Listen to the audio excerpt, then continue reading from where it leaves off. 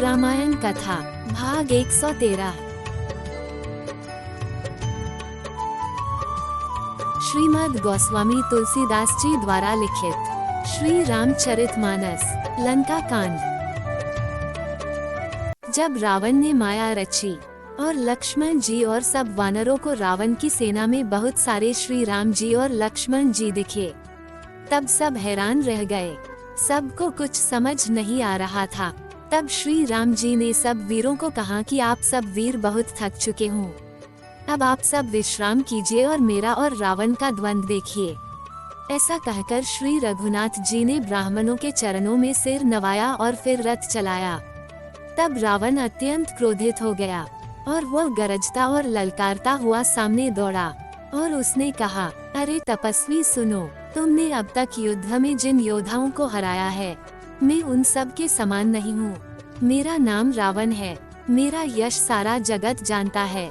लोकपाल तक जिनके कैद खाने में पड़े हैं।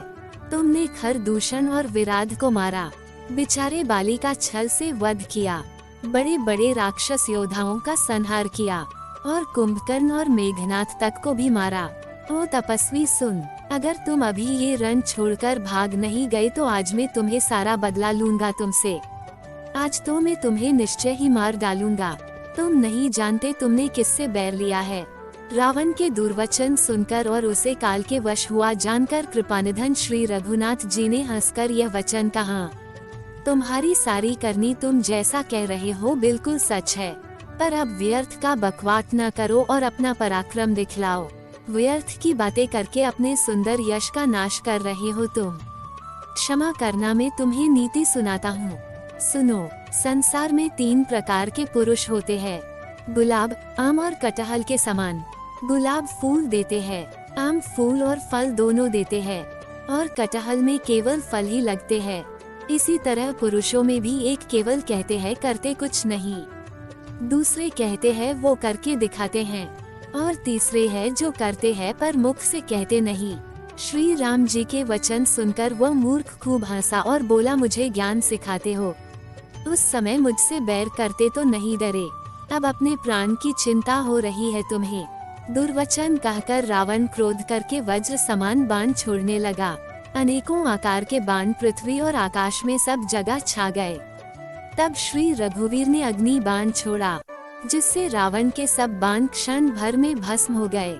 तब उसने क्रोधित होकर तीक्ष्ण शक्ति छोड़ी, किंतु श्री राम जी ने उसको बाण के साथ वापस भेज दिया।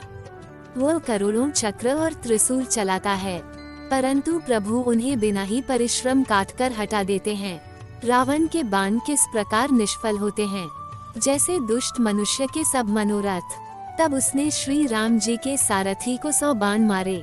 वह श्री राम जी की जय पुकारकर पृथ्वी पर गिर पड़ा। श्री राम जी ने कृपा करके सारथी को उठाया।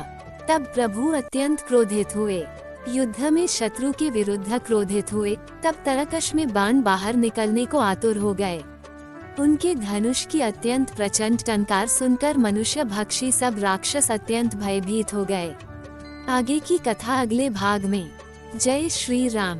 दोस्तों, हमने भगवान श्री राम की लीलाओं को सरल भाषा में समझाने की एक तुच्छ कोशिश की है।